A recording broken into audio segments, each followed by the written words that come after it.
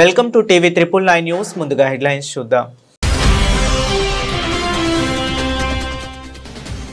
ప్రధానమంత్రి కృషి ధాన్య యోజన మరియు పల్స్ స్వావలంబన మిషన్లను ప్రారంభించిన ప్రధాని మోదీ చొరవ రైతుల జీవితాలను కొత్త శక్తి ఇస్తుందని వెల్లడి.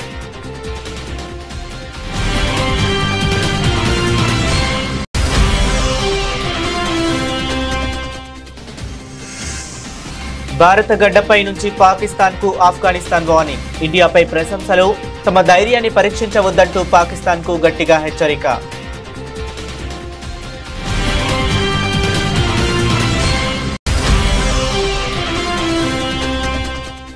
యూపీలో జరిగిన 49వ అంతర్జాతీయ కార్పెట్ ఫెయిర్ కార్యక్రమాన్ని ప్రారంభించిన సీఎం యోగి. వస్త్ర పరిశ్రమ మరియు ఎంఎస్ఎంఈ రంగాన్ని కూడా పునరుద్ధరించమని స్పష్టం చేసిన ముఖ్యమంత్రి.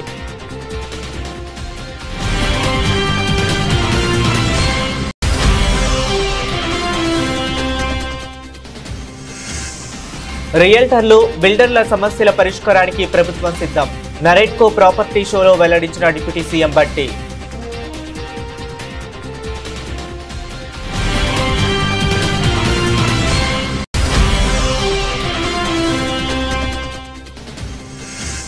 బగ్గుమన్న బీసీ సంఘాలు. 13న హైవేల దిగ్బంధం, 14న తెలంగాణ బాద్. హైకోర్టు తీర్పు ఏకపక్షమంటూ బీసీ నేతల తీవ్ర విమర్శ.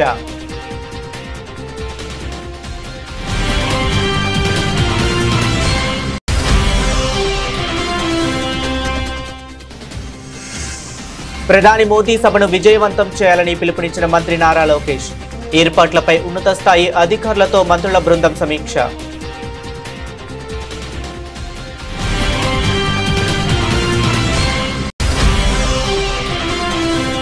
Banakacherla project techno economic appraisal process కొనసాగిస్తున్నామని సీఎంకి కేంద్ర మంత్రి సిఆర్ పాటిల్ లేఖ. 20 రోజుల కింద లేఖ రాసిన రేవంత్ రెడ్డి ఇప్పటి వరకు స్పందించకపోవడంపై మాజీ మంత్రి హరీష్ రావు విమర్శలు.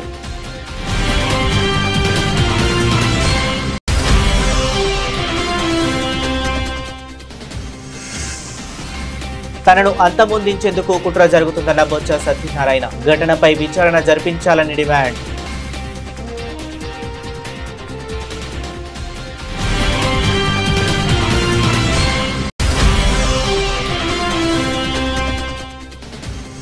ఇప్పటికైనా కాంగ్రెస్ తప్పు తెలుసుకోవాలి, వెంటనే ఎన్నికలు జరిపించాలి. ప్రభుత్వాన్ని డిమాండ్ చేసిన బీజేపీ ఎంపీ ఈటెల రాజేందర్. ప్రజలను గోల్మాల్ చేయకుండా 42% రిజర్వేషన్లు ఇవ్వాలని సూచన.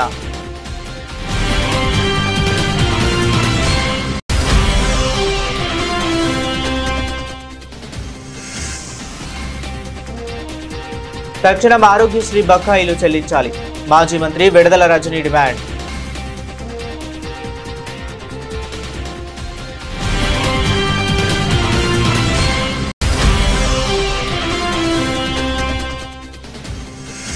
డబుల్ సెంచరీ మిస్ రనౌట్ వెనుదిరిగిన యశస్వి జైస్వాల్.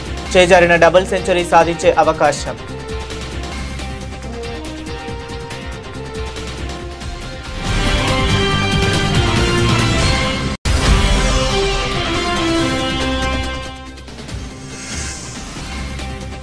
అల్లు అర్జున్ సినిమా ఓ ప్రయోగం. ప్రేక్షకులను కొత్త ప్రపంచంలోకి తీసుకువెళ్తామంటున్న దర్శకుడు అట్లీ.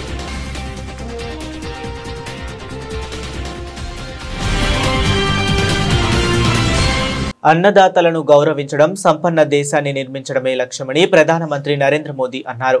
ఇందులో భాగంగా న్యూఢిల్లీలోని పూసా క్యాంపస్ నుండి ప్రధానమంత్రి కృషి ధాన్య యోజన మరియు పల్స్ స్వావలంబన మిషన్లను ప్రధాని ప్రారంభించారు.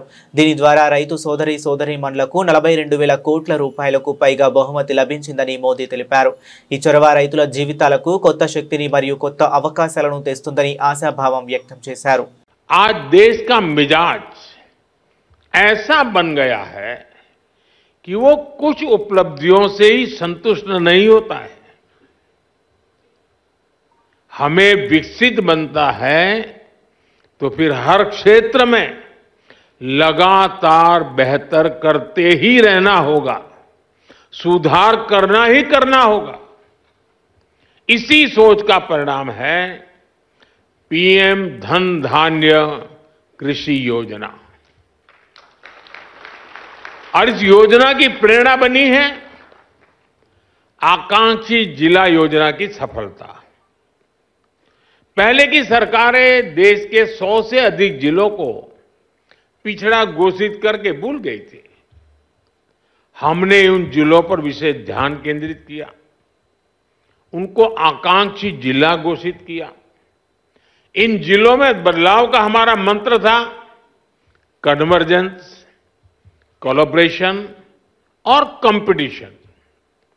यानी पहले हर सरकारी विभाग अलग अलग योजनाओं, जिले के हर नागरिक, सबको जोड़ो, फिर सबका प्रयास के भाव से काम करो और उसके बाद बाकी जिलों के साथ स्वस्थ स्पर्धा करो। इस अप्रोच का फायदा आज दिख रहा है। साथियों, इन 100 से ज्यादा पिछड़े जिलों में, जिसे हम अब एस्पिरेशनल डिस्ट्रिक्ट कहते हैं, अब हम उसको पिछड़े जिले नहीं कहते हैं, 20% बस्तियां ऐसी थी जिन्होंने आजादी के बाद से सड़क ही नहीं देखी थी। आज आकांक्षी जिला योजना की वजह से अब ऐसी ज्यादातर बस्तियों को भी सड़कों से जोड़ा जा चुका है। భారత పర్యటనకు వచ్చిన ఆఫ్ఘనిస్తాన్ విదేశాంగ మంత్రి అమీర్ ఖాన్ ముత్తాకి పొరుగు దేశం పాకిస్తాన్పై తీవ్ర స్థాయిలో విరుచుకుపడ్డారు. తమ దేశంలో ఉగ్రవాదాన్ని పూర్తిగా తుడిచిపెట్టామని స్పష్టం చేసిన ఆయన శాంతి స్థాపన కోసం పాకిస్తాన్ను కూడా తమ మార్గాన్ని అనుసరించాలని హితవు పలికారు. అంతేకాకుండా కాబూల్పై జరిగిన వైమానిక దాడుల వెనుక పాకిస్తాన్ హస్తం ఉందని సంచలన ఆరోపణలు చేశారు. భారత విదేశాంగ మంత్రి ఎస్ జైశంకర్తో సమావేశమైన అనంతరం ముత్తాకి విలేకరులతో మాట్లాడారు. గత 4 ఏళ్లలో లష్కరే తోయిబా, జైషే మహమ్మద్ వంటి ఉగ్రవాద సంస్థలను ఆఫ్ఘాన్ గడ్డపై నుంచి పూర్తిగా ఏరివేశాం. ప్రస్తుతం దేశంలో ఒక్క ఉగ్రవాది కూడా లేడు, అంగుళం భూమి కూడా వారి ఆధీనంలో లేదు అని ఆయన స్పష్టం చేశారు. ఈ సందర్భంగా పాకిస్తాన్ను ఉద్దేశించి శాంతి కోసం మేం చేసినట్లుగానే ఇతర దేశాలు కూడా ఉగ్రవాద సంస్థలపై చర్యలు తీసుకోవాలని సూచించారు. ఉత్తరప్రదేశ్లో బడోహి జిల్లాలో 49వ అంతర్జాతీయ కార్పెట్ ఫెయిర్ కార్యక్రమాన్ని ముఖ్యమంత్రి యోగి ఆదిత్యనాథ్ ప్రారంభించారు. ఈ సందర్భంగా ఆయన మాట్లాడుతూ తాము రాష్ట్రంలో వ్యవసాయాన్ని పునరుద్ధరించడమే కాకుండా గరిష్ట ఉపాధిని సృష్టించే వస్త్ర పరిశ్రమ మరియు ఎంఎస్ఎంఈ రంగాన్ని కూడా పునరుద్ధరించామని తెలిపారు. जब 2017 में मुझे उत्तर प्रदेश का दायित्व सौंपा गया तो मैं भौचक था इस बात को लेके कि उत्तर प्रदेश जैसे राज्य को संभालना, जहां पर हर तीसरे दिन एक दंगा होता है, जहां पर न बेटी सुरक्षित है न व्यापारी सुरक्षित है और बीमारू राज्य अलग से है, ये संभलेगा कैसे? लेकिन भारत के अतीत को देख करके हमें एक प्रेरणा प्राप्त होती थी कि नहीं, हम कर सकते हैं, हम इसको ठीक करेंगे। और आपने देखा होगा सुरक्षा का बेहतर माहौल मिला। प्रदेश के अंदर हम लोगों ने ईज ऑफ डूइंग बिजनेस की रैंकिंग को अपना सुधारा। उत्तर प्रदेश के अंदर हम लोगों ने प्रदेश के अंदर न केवल खेती किसानी को बल्कि सर्वाधिक रोजगार का सृजन करने वाले वस्त्र उद्योग को भी और एमएसएमई सेक्टर को भी जब पुनर्जीवित करना प्रारंभ किया। और हमारी असली ताकत क्या है? मैं भौचक था कि पहले से उस प्रकार के क्लस्टर हमारे पास मौजूद थे। दुनिया उसमें विकसित काफी आगे बढ़ी, हम आगे नहीं बढ़ पा रहे थे। और उन्हीं बातों को लेकर के हम लोगों ने उस समय मैंने एक कमेटी गठित की थी। उस कमेटी ने मुझे रिपोर्ट दिया था। मैंने पूछा कि भाई देखो, अलग अलग जनपद में हमारे पास अन्य क्या संभावनाएं हैं, तो लोगों ने मुझे फिर रिपोर्ट दी थी। उस समय एक इंडिपेंडेंट कमेटी मैंने बनाई थी जिन्होंने मुझे रिपोर्ट दी थी कि हाँ, भदोई में कालीन का क्लस्टर है, उसको हम आगे बढ़ा सकते हैं। ऐसे ही हम मुरादाबाद में ब्रॉस का है। హైదరాబాద్లో రియల్ ఎస్టేట్ రంగం అభివృద్ధిలో దూసుకు వెళుతుందని ప్రభుత్వం ఇటీవలే నిర్వహించిన వేలంలో ఎకరం భూమి 177 కోట్లు పలకడమే ఇందుకు నిదర్శనమని రాష్ట్ర ఉప ముఖ్యమంత్రి బట్టి విక్రమార్క అన్నారు. రియల్టర్లు, బిల్డర్ల సమస్యల పరిష్కారానికి ప్రభుత్వం సిద్ధంగా ఉందని ప్రకటించారు. హైరైజు బిల్డింగులు, విల్లాలకే పరిమితం కాకుండా దిగువ, మధ్యతరగతి వర్గాలను దృష్టిలో ఉంచుకొని బిల్డర్లు ప్రాజెక్టులు చేపట్టాలని సూచించారు. హైదరాబాద్లోని హైటెక్స్లో national real estate development council NAREDCO ఆధ్వర్యంలో జరుగుతున్న ప్రాపర్టీ షోను మంత్రి జూపల్లి కృష్ణారావుతో కలిసి బట్టి శుక్రవారం ప్రారంభించారు.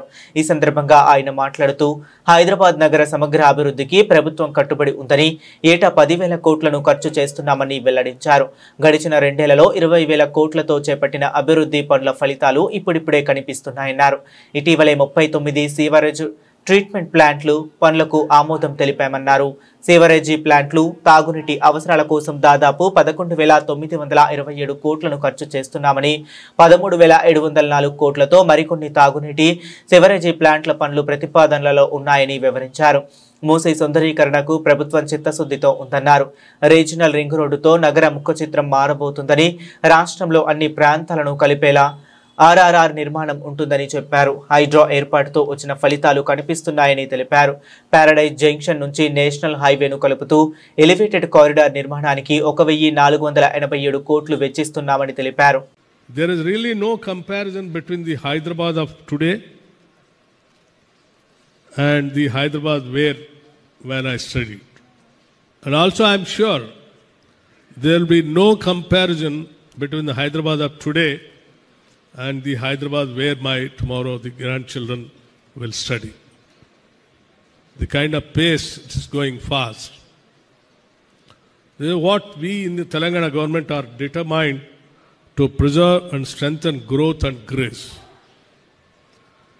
You know, the present government under the leadership of our Chief Minister and the entire cabinet is very much committed for the overall and all-round development of the city, whereby we believe Telangana state is more or less a city state. That's the reason we are focusing more and more on building on the city and allotting more budget for the growth of the city also, not only for the infrastructure, even otherwise also.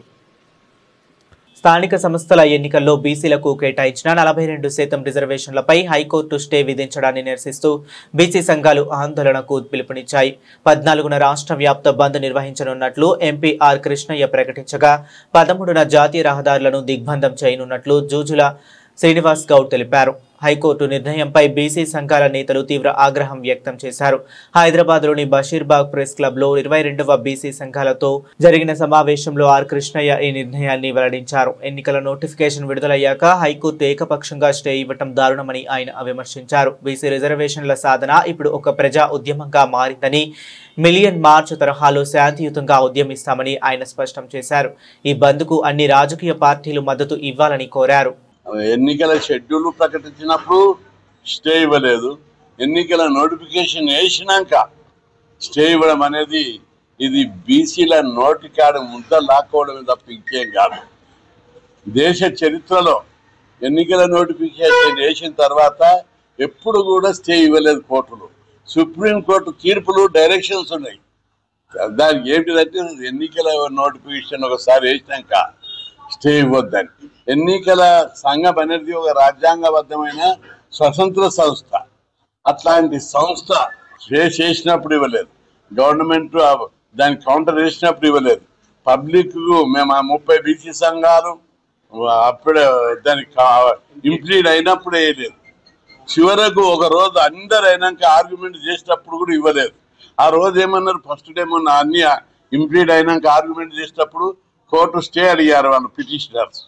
అప్పుడు court ఏమన్నది, ఈ దశలో మేము ఇవ్వలేము, ఎన్నికల schedule ప్రకటించేది అని చెప్పారు. నిన్న ఏ కారణం చేత ఏ అదృశ్య శక్తులు ఇన్ఫ్లుయెన్స్ చేశారు, ఎందుకు ఇచ్చారో దానికి నిరసనగా రాష్ట్ర ప్రజలందరూ కూడా అనేక అనుమానాలు ఉన్నాయి, అగ్గాయి మండుతున్నారు. ఇది బీసీల నోటికాడి అన్న ముద్ద లాక్కోవడం. మేమేం తమాషా ఉందా? బీసీలు అంటే ఇంత చిన్న చూపు, ఇంత నిర్లక్ష్యమా? అరే, ఎన్నికల నోటిఫికేషన్ వేసిన చరిత్రలో ఎప్పుడు లేదు. ఒక రిజర్వేషన్లు ఇచ్చినప్పుడే మీరు స్టే ఇవ్వడంలో ఉద్దేశం ఏమిటిదని చెప్పి మేము ప్రశ్నిస్తున్నాం. దీని వెనుక తప్పనిసరి ఏదో కథ నడిచింది. దీన్ని తీవ్రంగా బీసీలంతా జీర్ణించుకోలేకపోతున్నారు. ఇది చాలా తీవ్రమైన విషయం. స్టే ఇవ్వడానికి కూడా బలమైన కారణాలు ఏం లేవు. ఈ కేసు 9G వెనుక బలమైనటువంటి హేతుబద్ధమైనటువంటి గ్రౌండ్స్ ఉన్నాయి. ఎవరు కూడా దాన్ని రిజెక్ట్ రాష్ట్ర ప్రజలందరూ గమనించాలి. ఇది అలాంటప్పుడు కాదు. ఈ నెల 16వ తేదీన కర్నూలులో ప్రధానమంత్రి నరేంద్ర మోదీ హాజరయ్యి సూపర్ జీఎస్టీ సూపర్ సేవింగ్స్ సభను విజయవంతం చేసేందుకు ప్రజాప్రతినిధులు మరియు అధికారులంతా సమన్వయంతో పనిచేయాలని రాష్ట్ర విద్యా, ఐటీ, ఎలక్ట్రానిక్స్ శాఖల మంత్రి లోకేష్ కోరారు. ప్రధాన రాష్ట్ర పర్యటన ఏర్పాట్లపై ఉండవల్లి నివాసంలో నిర్వహించిన మంత్రుల బృందం సమావేశానికి రాష్ట్ర మంత్రులు పయ్యావుల కేశవ్, సత్యకుమార్ యాదవ్, వంగలపూడి అనిత, రాష్ట్ర ప్రభుత్వ ప్రధాన కార్యదర్శి విజయానంద్, ముఖ్యమంత్రి కార్యాలయ సీనియర్ అధికారులు కార్తికేయ మిశ్రా, పీయూష్ కుమార్, అహ్మద్ బాబు హాజరయ్యారు. ఈ నెల 16వ తేదీ ఉదయం ప్రధాని మోదీ సున్నిపెంట వద్ద ఏర్పాటు చేసిన హెలీప్యాడ్ కు చేరుకుంటారు. అక్కడి నుంచి రోడ్డు మార్గం ద్వారా శ్రీశైలం బయలుదేరి వెళతారు. అనంతరం శ్రీశైలం భ్రమరాంబ మల్లికార్జున స్వామి వారిని దర్శించుకొని పూజలు నిర్వహిస్తారు. తరువాత శ్రీశైలం నుంచి బయలుదేరి కర్నూలు సమీపంలో నన్నూరు, రంగమయూరు, గ్రీన్ హిల్స్ ప్రాంగణంలో ఏర్పాటు చేసిన సూపర్ జీఎస్టీ సూపర్ సేవింగ్ సభ ప్రాంగణానికి చేరుకుంటారు. అక్కడ నిర్వహించే సభలో ప్రధాని మోదీతో పాటు ముఖ్యమంత్రి చంద్రబాబు నాయుడు, ఉప ముఖ్యమంత్రి పవన్ కళ్యాణ్, విద్యా, ఐటీ శాఖల మంత్రి లోకేష్ ప్రసంగిస్తారు. సభానంతరం ప్రధాని మోదీ సాయంత్రం కర్నూలు సమీపాన గల ఓర్వకల్లు ఎయిర్పోర్టుకు చేరుకుని ఢిల్లీ బయలుదేరి వెళతారు. Banakacherla project techno economic appraisal process కొనసాగిస్తున్నామని సీఎం రేవంత్ రెడ్డికి కేంద్ర మంత్రి సిఆర్ పాటిల్ 20 రోజుల కింద లేఖ రాసిన రేవంత్ రెడ్డి ఇప్పటి వరకు స్పందించడం లేదని మాజీ మంత్రి సిద్దిపేట ఎమ్మెల్యే తన్నీరు హరీష్ రావు ఆరోపించారు.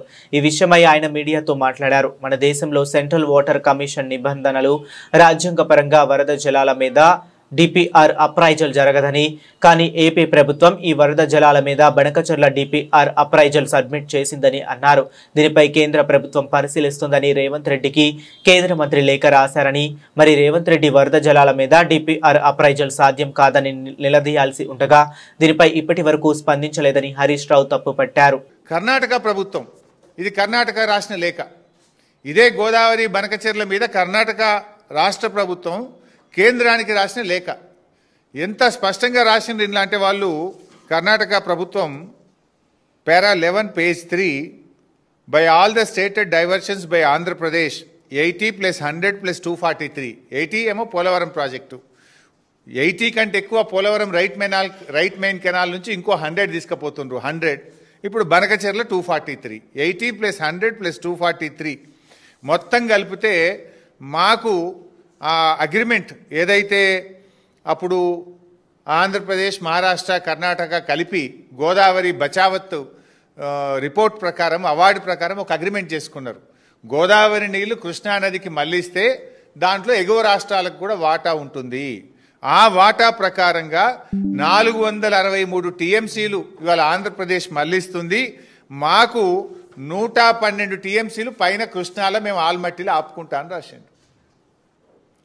423 టీఎంసీలు ఆంధ్రప్రదేశ్ మళ్లిస్తుంది. బనకచెర్ల కావచ్చు, పోలవరం కావచ్చు, అదనంగా తీసుకునేది కావచ్చు. మొత్తం 423లో 112 టీఎంసీలు పైన ఆపుకుంటా. ఎంత స్పష్టంగా రాస్తారంటే పేజ్ 13లో the ministry of Jal Shakti is requested to intimate the date of clearance of the project in question so that Karnataka can take appropriate action for utilization of Krishna water.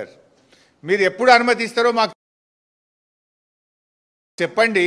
మీరు అనుమతిస్తే ఇక మేము తెల్లారికెళ్ళి మీద నీళ్ళు ఆపుకుంటా, కృష్ణానది జలాలు నేను ఆపుకుంటా మీద అంటుండు. మీరు అనుమతిస్తే మీద నీళ్ళు నేను ఆపేసుకుంటా అంటుండు. ఎవడు నష్టపోతాడు? తెలంగాణ పరిస్థితి రెండింటికి చెడ్డ రేవుడవుతుంది. కింద గోదావరి నీళ్ళు పోతే మీద కర్ణాటక వాడు కృష్ణా నీళ్ళు ఆపుకుంటే మన బతికేం కావాలి?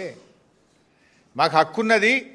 మాకు గోదావరిలో జరిగిన ఇంటర్స్టేట్ అగ్రిమెంట్ ప్రకారంగా ఆంధ్రప్రదేశ్ ఎన్ని నీళ్లు మళ్లిస్తే పైన కృష్ణాలో మా రేషియో ప్రకారం మేము ఆపుకుంటాము. 112 టీఎంసీలు ఆపుతామని చెప్పి ఇది కర్ణాటక రాసిన ఉత్తరం.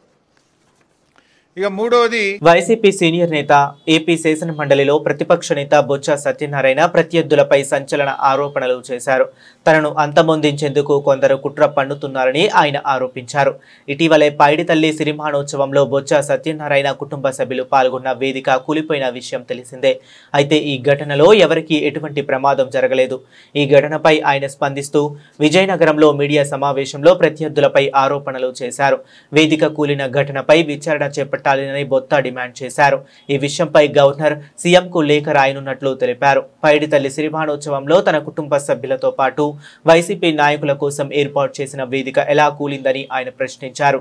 ఈ అంశంలో కలెక్టర్, ఎస్పీకి బాధ్యత లేదా అని ప్రశ్నించారు. దీని వెనుక ఎవరున్నా బయటకు లాగుతామని అన్నారు. బొత్స చేసిన ఈ సంచలన ఆరోపణలు ఇప్పుడు రాజకీయ వర్గాల్లో హాట్ టాపిక్ అయింది. నాకున్న పరిధిలో నాకుంది అవకాశం విలేజ్ కమిటీకి ఇవ్వడానికి, కానీ నేను వారికి ఇవ్వను. నేను గవర్నర్కి రాజ్యాంగబద్ధమైన గవర్నర్ గారికి లేఖ రాస్తాను.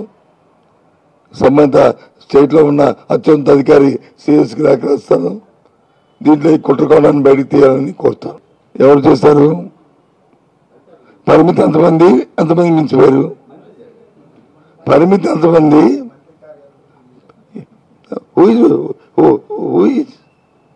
What my concern? జిల్లా కలెక్టర్ ఏం చేశారు? జిల్లా ఎస్పీ ఏం చేశారు?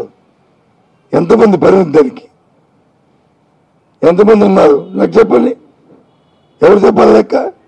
What my concern? అధికారులు ఏమయ్యారు? జిల్లా కలెక్టర్ ఏమయ్యారు? జిల్లా ఎస్పీ ఏమయ్యారు? వాళ్ళ ఉద్యోగం ఏం చేస్తున్నారు? వాళ్ళకి బాధ్యత లేదా? మంత్రులు వస్తుంటారు, పోతుంటారు.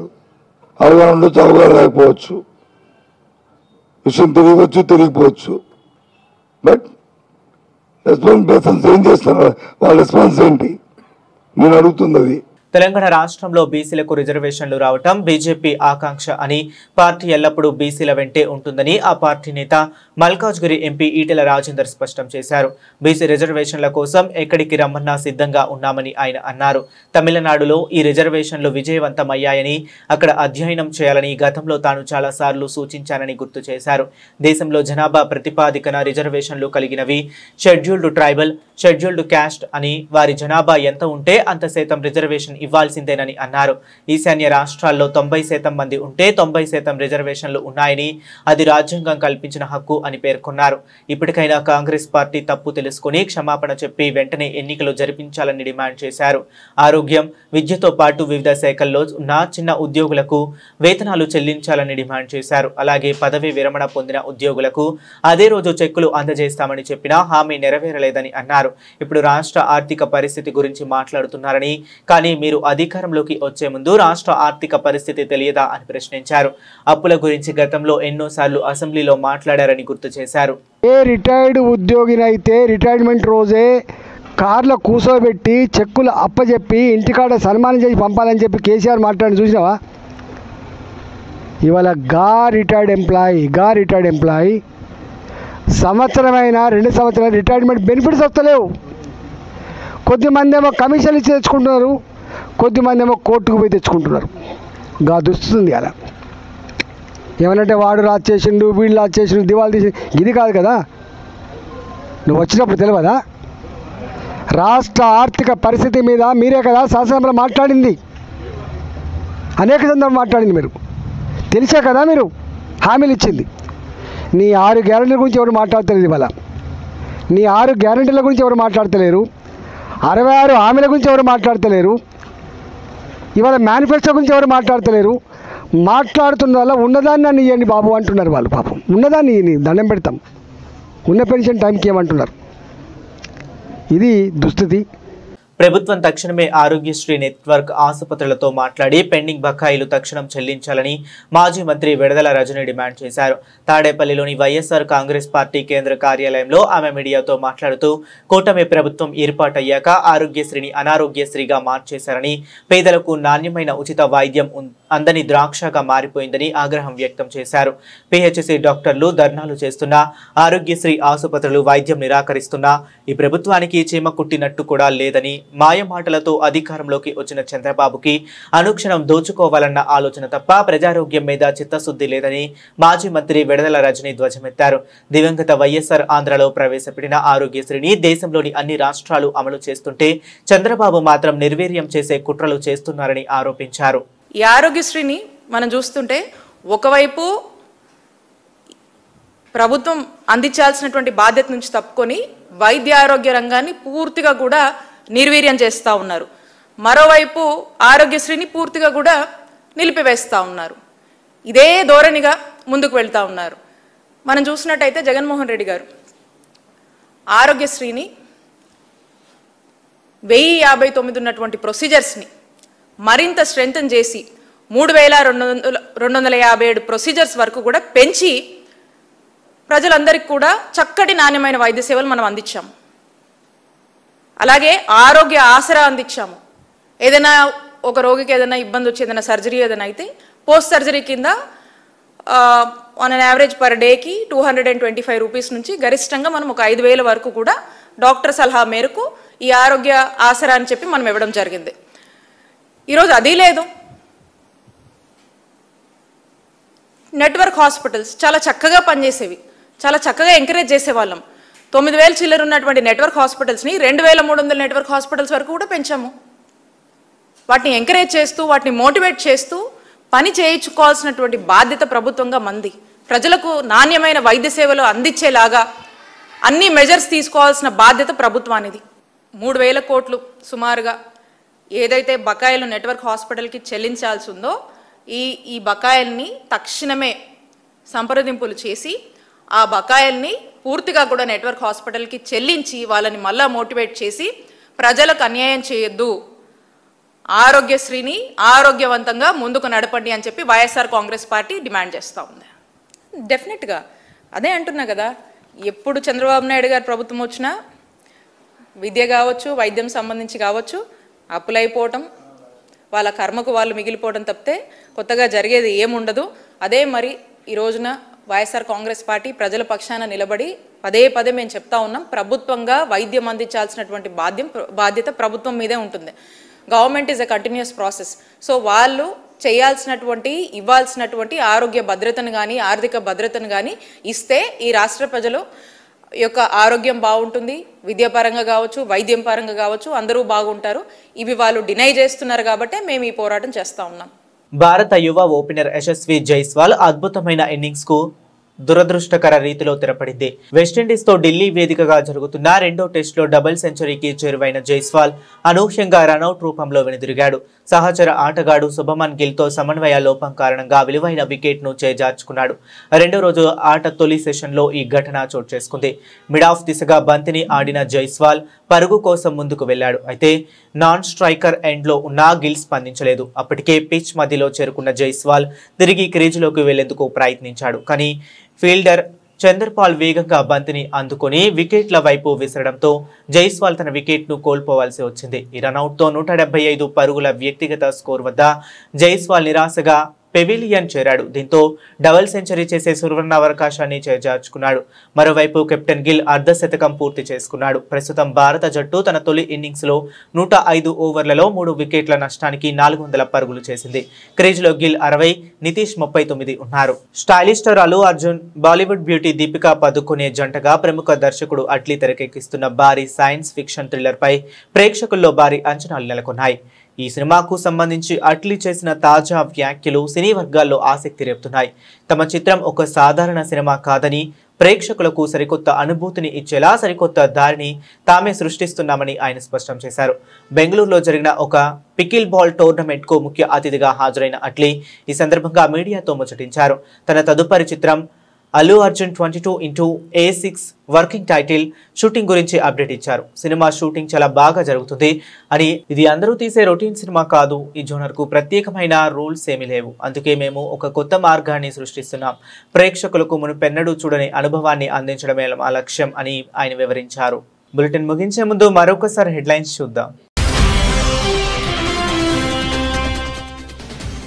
ప్రధానమంత్రి కృషి ధాన్య యోజన మరియు పల్స్ స్వావలంబన మిషన్లను ప్రారంభించిన ప్రధాని మోదీ. చొరవ రైతుల జీవితాలను కొత్త శక్తి ఇస్తుందని వెల్లడి.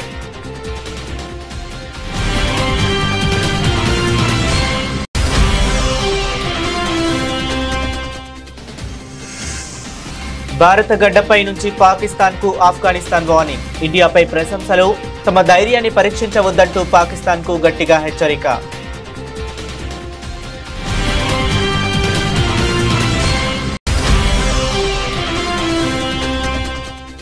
యూపీలో జరిగిన 49వ అంతర్జాతీయ కార్పెట్ ఫెయిర్ కార్యక్రమాన్ని ప్రారంభించిన సీఎం యోగి వస్త్ర పరిశ్రమ మరియు ఎంఎస్ఎంఈ రంగాన్ని కూడా పునరుద్ధరించమని స్పష్టం చేసిన ముఖ్యమంత్రి.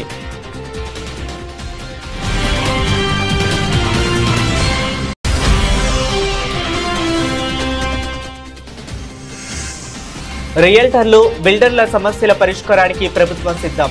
నరేట్కో ప్రాపర్టీ షోలో వెల్లడించిన డిప్యూటీ సీఎం బట్టి.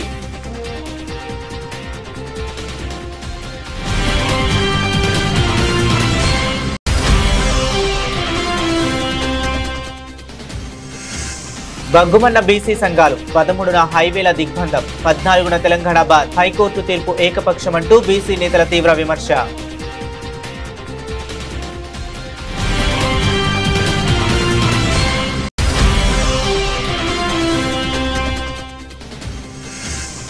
ప్రధాని మోదీ సభను విజయవంతం చేయాలని పిలుపునిచ్చిన మంత్రి నారా లోకేష్. ఏర్పాట్లపై ఉన్నత స్థాయి అధికారులతో మంత్రుల బృందం సమీక్ష.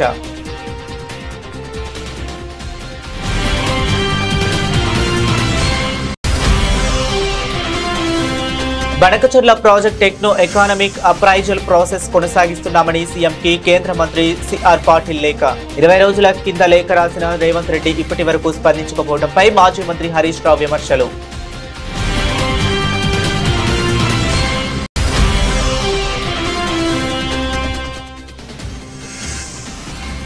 తనను అంతమొందించేందుకు కుట్ర జరుగుతుందన్న బొత్స సత్యనారాయణ. ఘటనపై విచారణ జరిపించాలని డిమాండ్.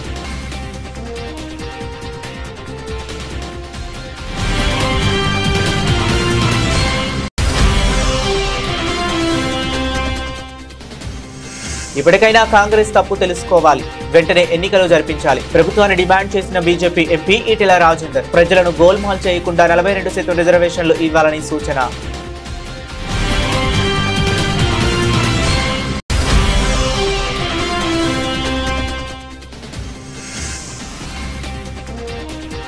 తక్షణం ఆరోగ్యశ్రీ బకాయిలు చెల్లించాలి. మాజీ మంత్రి విడదల రజనీ డిమాండ్.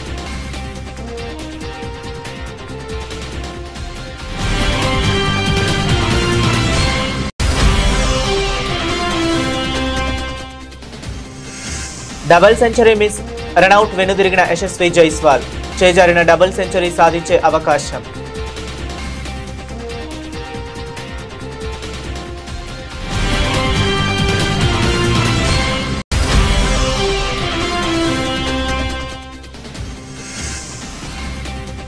అల్లు అర్జున్ సినిమా ఓ ప్రయోగం. ప్రేక్షకులను కొత్త ప్రపంచంలోకి తీసుకువెళ్తామంటున్న దర్శకుడు అట్లీ.